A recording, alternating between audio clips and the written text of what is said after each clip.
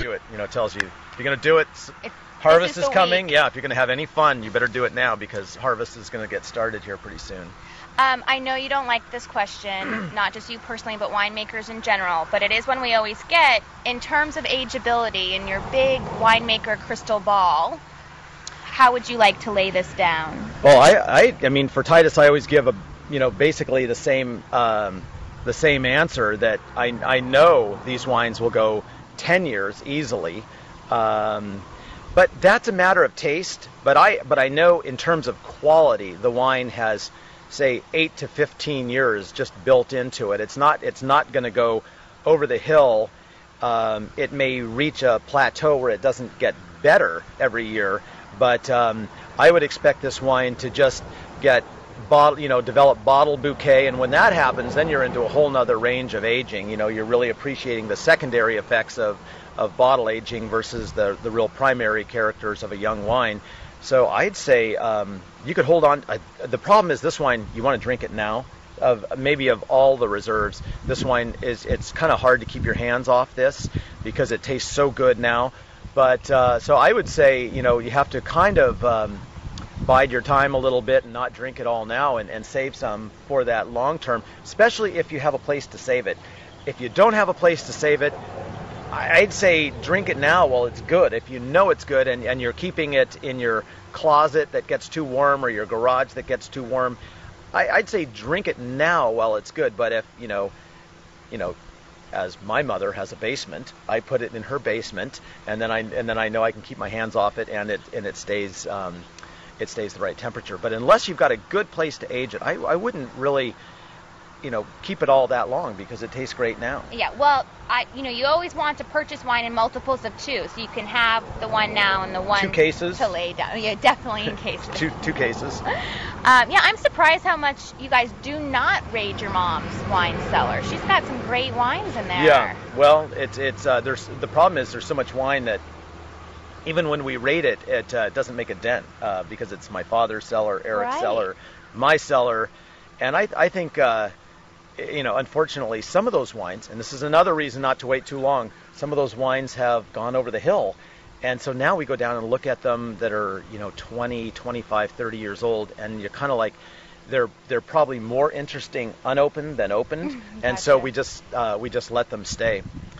But yeah, I just think this is, this is the Uber wine. This is the wine we don't work any harder to make this wine. Maybe we work a little harder in the vineyard, but we know where the best lots are from the vineyard. But everything gets the same amount of care in the winery.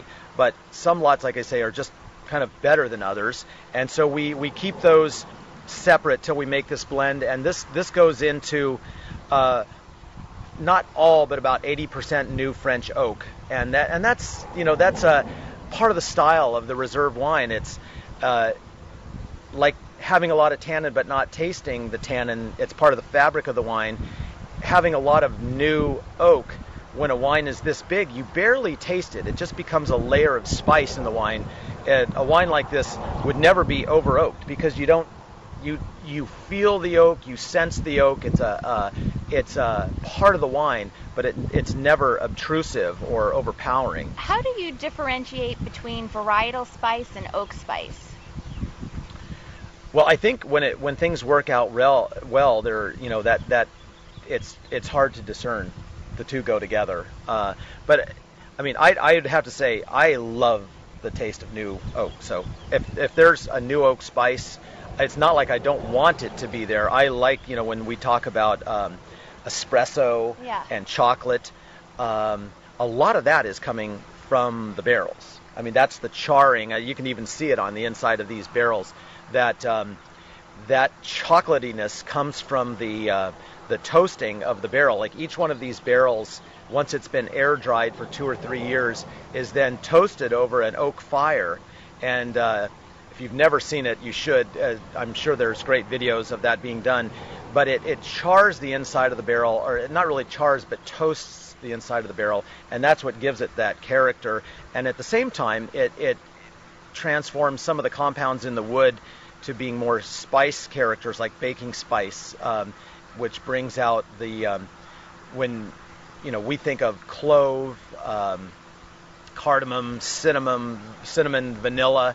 Those things are part of the wood, and there might be hints of it in the wine itself, but very little. But when we kind of lace the wine with oak, those kinds of spices come out. So, I mean, I think when a wine is completely knit, there's a seamlessness, and if not, then it just tastes like oak, which is really good too. You just like I just like the taste of oak in red wine. Yeah.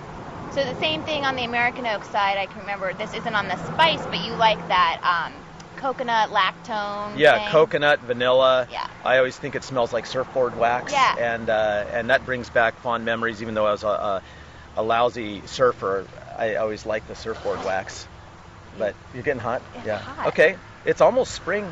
These buds are going to be popping here in a few days. So.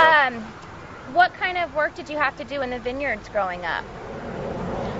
What didn't you do in the vineyards? Well, you really want to go there. I don't know.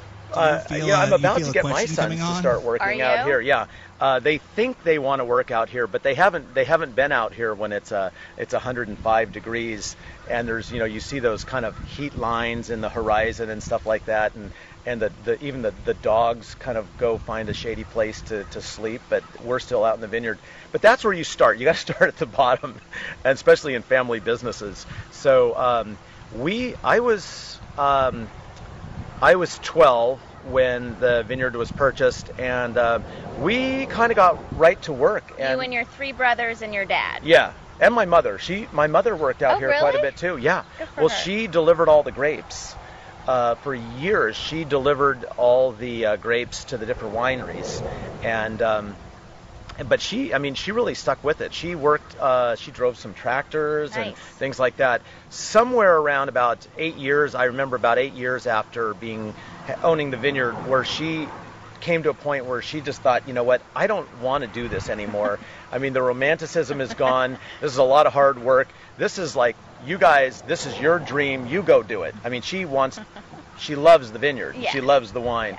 But she didn't feel like she needed to drive tractors and smell diesel exhaust and things like that. Or going down to the wineries, because a lot of times you have to wait for a long time to dump the grapes. So she would wait hours and hours and hours, dump the grapes, come back, and pick up another load and go back. And she would do that all day long.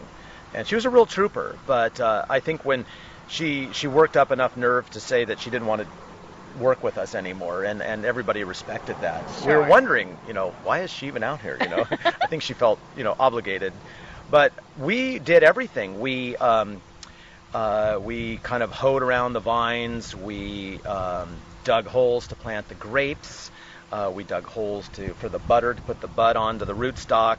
Any unskilled labor, we did it. Yeah. Picking grapes, which is actually, I'd put that into the category of maybe skilled, because anybody can pick grapes, but to keep up with even the oldest,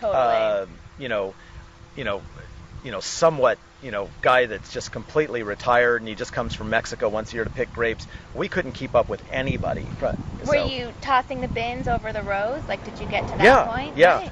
Yeah, and so we did all that stuff, but we learned to find the very slowest picker and benchmark ourselves against him. If we could just keep up with this one person, maybe it was like an old lady or an old man, if you could keep up with them, you could at least kind of hold your head up and maybe, get a beer at the end of the day. It's like, it's an important reward. Yeah, because that's one of the things is you do start getting beer pretty young when you work in vineyards, because they figure if you worked all day, you might as well have a beer at the end of the day too. So, we started getting an opportunity to, kind of relish the day with the crew.